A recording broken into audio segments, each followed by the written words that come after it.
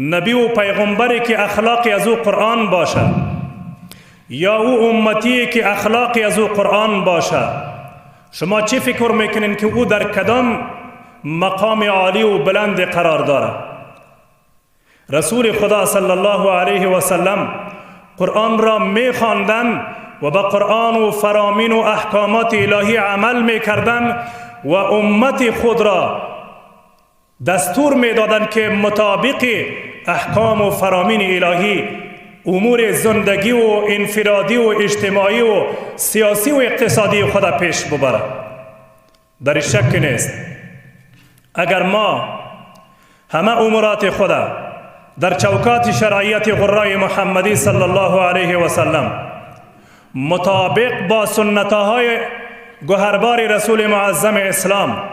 و مطابق با احکام و فرامین الهی پیش ببریم، ما در دنیا هم سرفراز و در آخرت هم کامیاب میشویم.